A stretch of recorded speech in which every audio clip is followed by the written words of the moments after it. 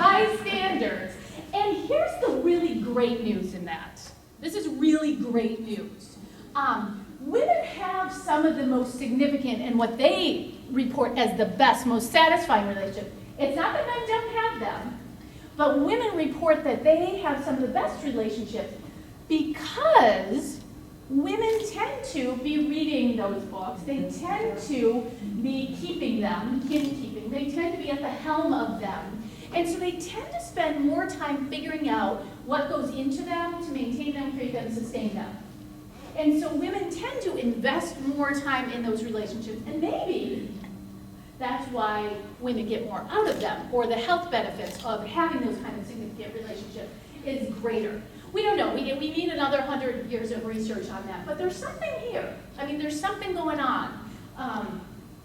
And so what we started to do in What Happy Women Do, and a lot of other researchers who are interested in women's health, are trying to understand how and why some of those even what seem like lighthearted or fleeting rituals of connection, the yearly phone call, or the Saturday morning cup of coffee with your best friend, or the sharing of something, poking one another on Facebook, whatever tool you use to interact, the annual coming to your alumnae reunion with your friends, whatever it is, why are those so protected? Why are those so profound?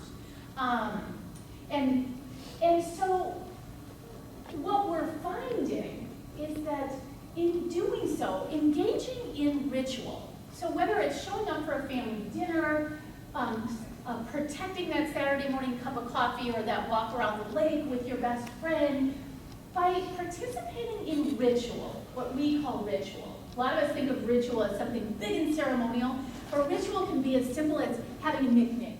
Like if we had a nickname, might be Mick. Mine, who knows what mine would be? Cutie? Oh!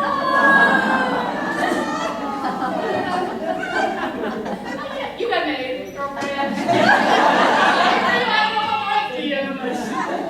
That's so sweet.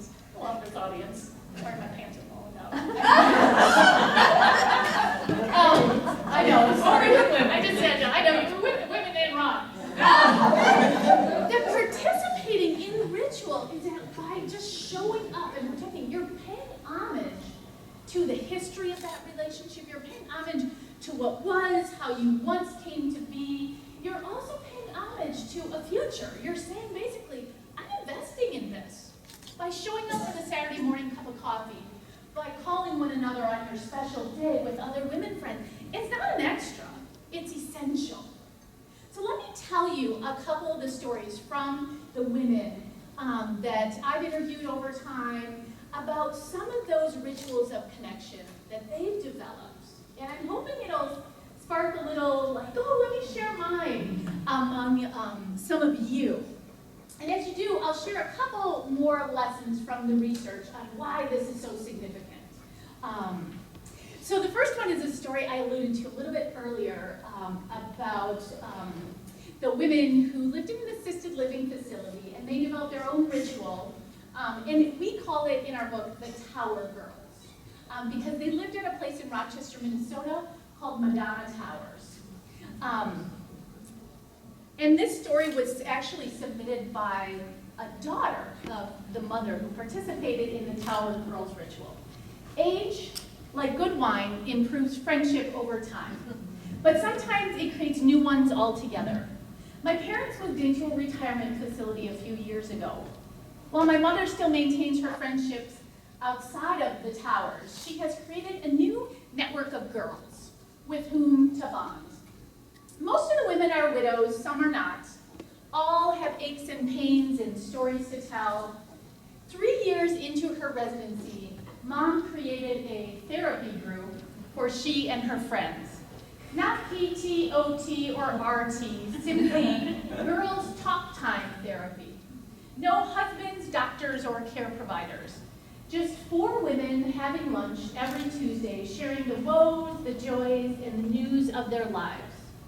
Sometimes they grieve together, sometimes they gossip, but always they gather and create a time and a place for each other. Long live the friendships of women. So great, beautiful story about, and I happened to get to know this woman a little bit, and I got to go to a Tuesday therapy group. Oh, how fun to hear the gossip. So new. Some guy had bunched into laundry time, and oh man, not much into someone's laundry time. It was just beautiful. They really look forward to it. So this next story was called A Commanding Day. For the last 40 years, my friend from college and I write to each other on March 4th. It started as a silly private joke between us. What is the only day of the year that gives a command? March 4th. Answer, March 4th. The year after graduation, Meg wrote to me just to remind me of the joke, and I wrote back. And then we got into the habit of writing every year to catch up on events. In 40 years, we have only seen each other maybe 4 or 5 times, but I know I can expect a letter from Meg with good news, bad news, and all the news in between every March 4th.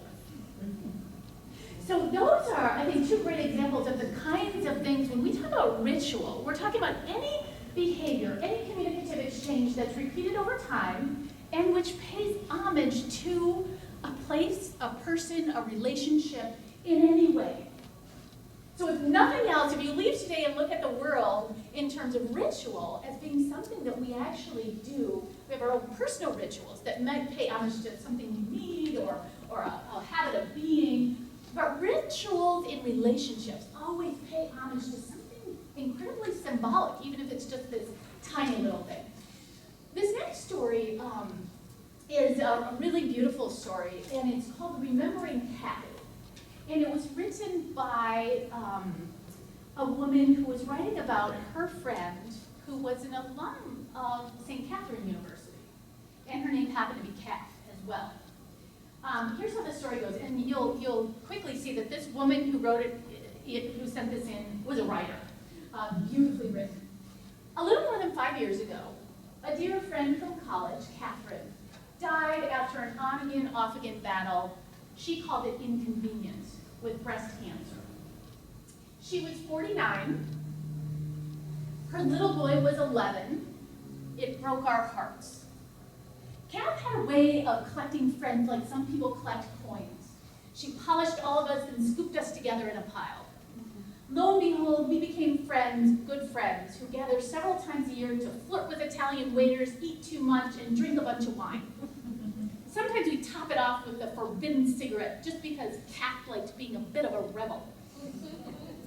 After she died, we had a tree planted in her honor on the campus of her alma mater, the College of St. Catherine.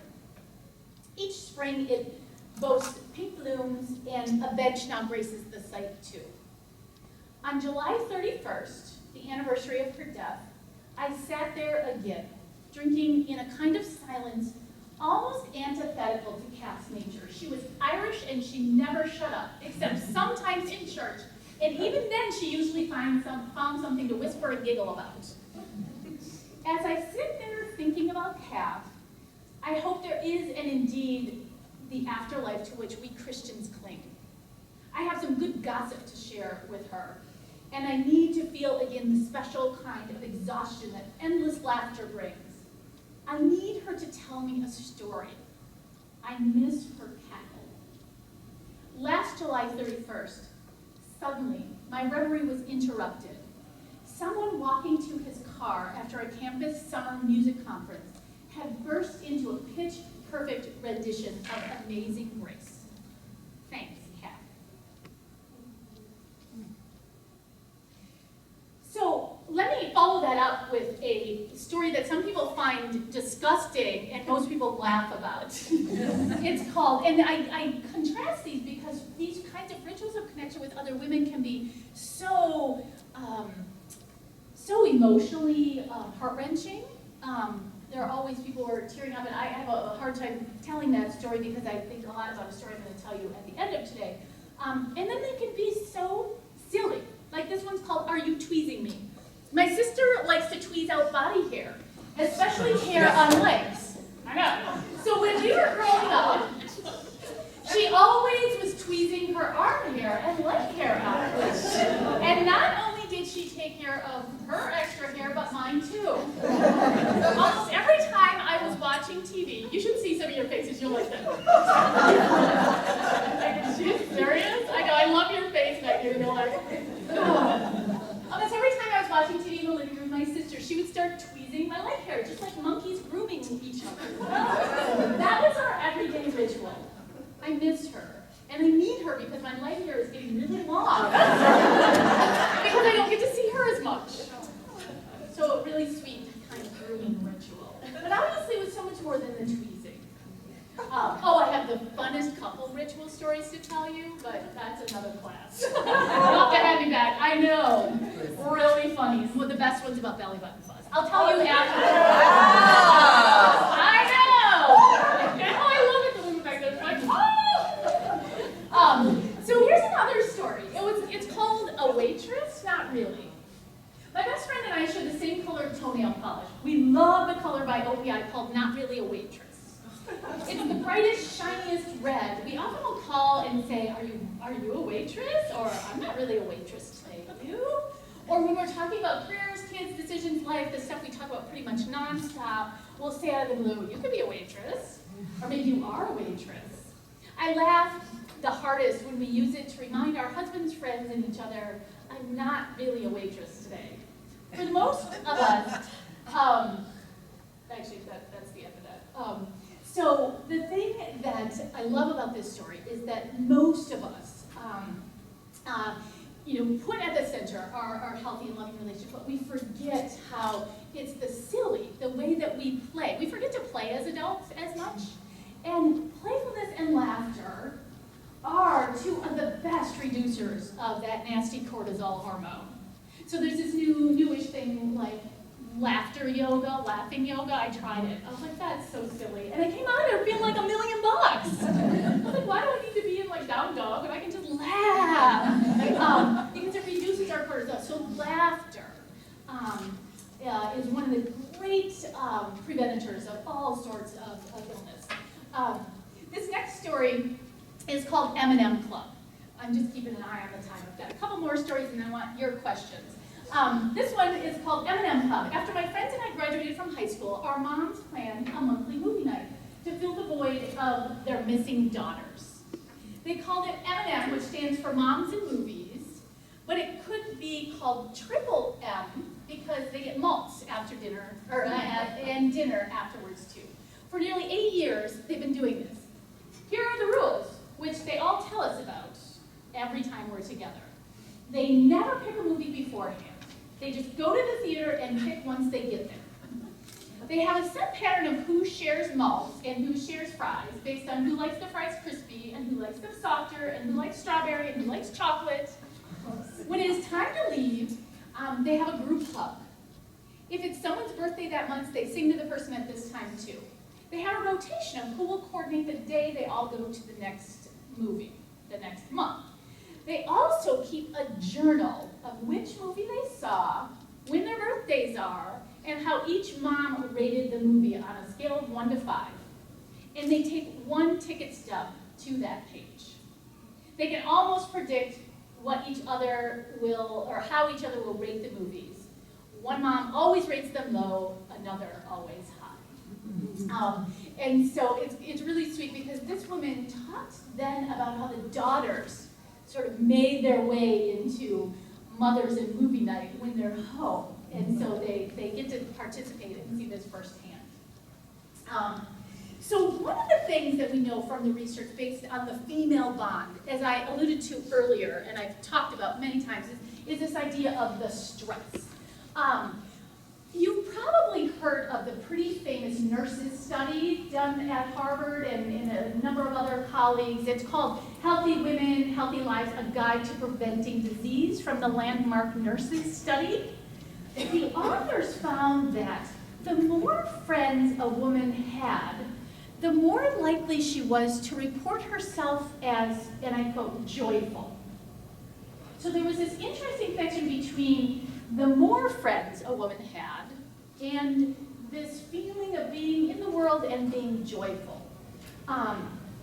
So there's tons of great research in that study if you want to take a look at it about women's health in general. But one of the things that those authors and others talk about is longevity, about why women live longer